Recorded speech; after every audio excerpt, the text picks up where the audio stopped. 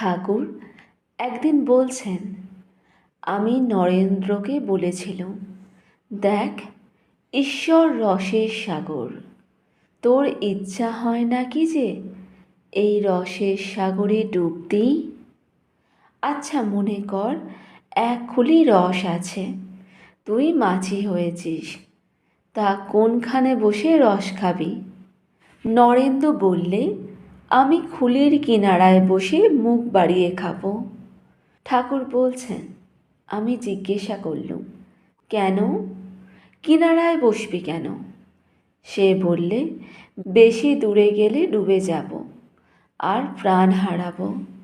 ঠাকুর বলছেন, তখন আমি বললুম, বাবা, সচ্চিদানন্দ সাগরে সে ভয় নাই। এ যে অমৃতের সাগর, এ সাগরে ডুব দিলে মৃত্যু হয় না, মানুষ অমর হয়। ঈশ্বরেতে পাগল হলে মানুষ বেহড হয় না। ঠাকুর বলছেন, আমি আর আমরা, এইটির নাম অজ্ঞান। রাসমণি কালীবাড়ি করেছেন, এই কথাই লোকে বলে। কেউ বলে না যে ঈশ্বর করেছেন। ব্রাহ্ম সমাজ অমুক লোক করে গেছেন, এ কথা আর কেউ বলে না যে ঈশ্বরের ইচ্ছায় এটি হয়েছে। আমি করছি, এইটির নাম অজ্ঞান। হে ঈশ্বর, তুমি কর্তা আর আমি অকর্তা। তুমি জন্তি, আমি জন্তু, এইটির নাম জ্ঞান। ঠাকুর বলছেন, হে ঈশ্বর, আমার কিছুই নয়। এ মন্দির আমার নয়, এ কালীবাড়ি আমার নয়, এ সমাজ আমার নয়, সব তোমার জিনিস। এই স্ত্রী, পুত্র, পরিবার, এসব কিছুই আমার নয়, সব তোমার জিনিস। এরই নাম জ্ঞান। ঠাকুর বলছেন, আমার জিনিস বলে সেই সকল জিনিসকে ভালোবাসার নাম মায়া। সবাইকে ভালোবাসার নাম দয়া। শুধু ব্রাহ্ম সমাজের লোকগুলিকে ভালোবাসি, কি শুধু পরিবারদের ভালোবাসি, এর নাম মায়া। শুধু দেশের লোকগুলিকে ভালোবাসা, এর নাম মায়া। সব ধর্মের লোকেদের ভালোবাসা, এটি দয়া থেকে হয়, ভক্তি থেকে হয়। ঠাকুর বলছেন, মায়াতে মানুষ বদ্ধ হয়ে যায়, ভগবান থেকে বিমুখ হয়। দয়া থেকে ঈশ্বর লাভ হয়। শুকদেব, নারদ এরা দয়া রেখেছিলেন। ঠাকুর বলছেন, সংসার করতে দোষ কি? তবে সংসারে দাসীর মতো থাকো। দাসী মনিবের বাড়ির কথায় বলে আমাদের বাড়ি, কিন্তু তার নিজের বাড়ি হয়তো কোনো পাড়া গাঁয়ে।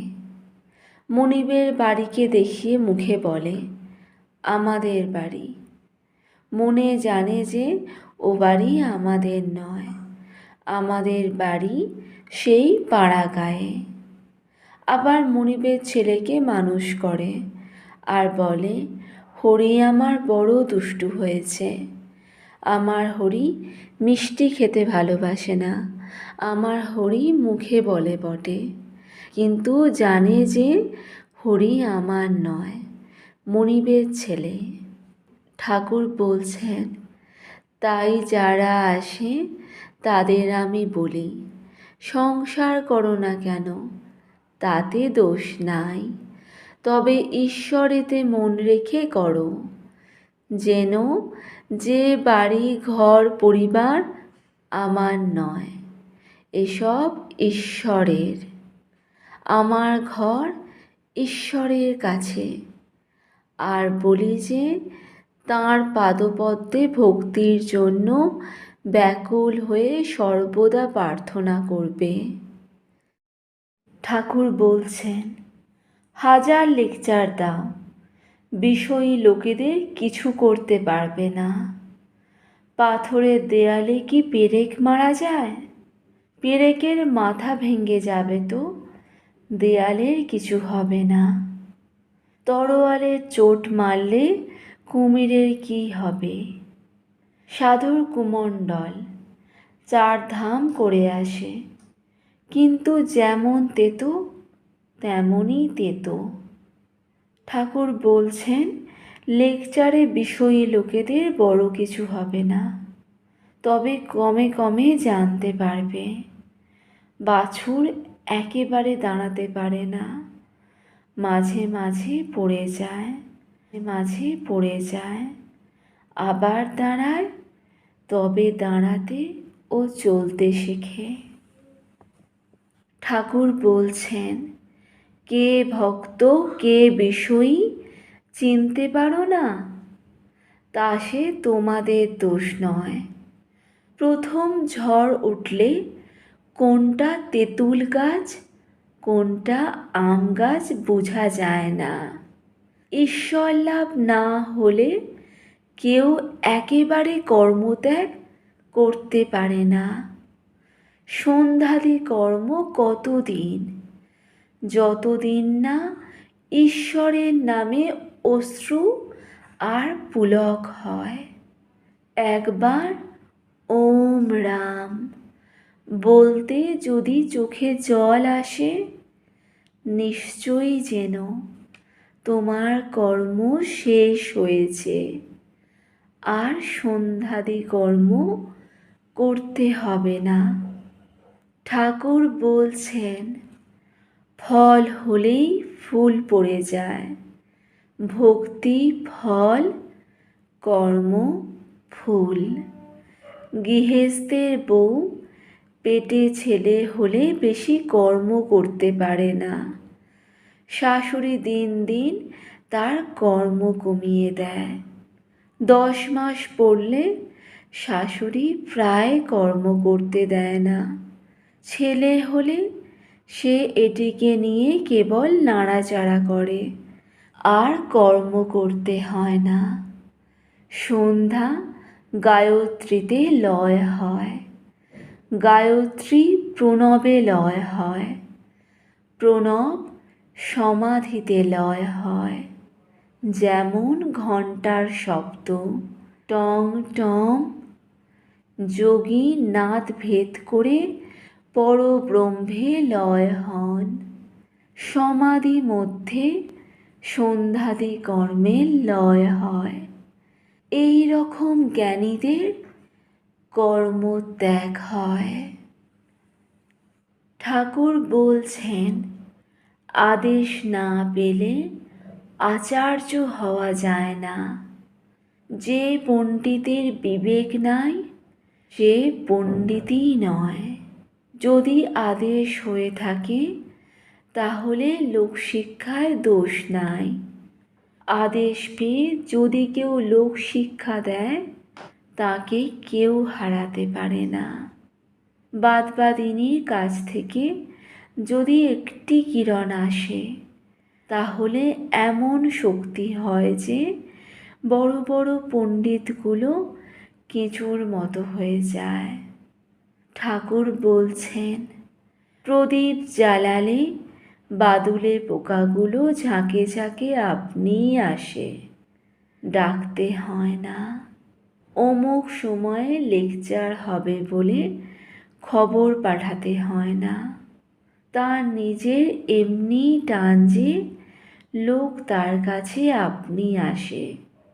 তখন রাজা বাবু সকলে দলে দলে আসে আর বলতে থাকে, আপনি কি লবেন?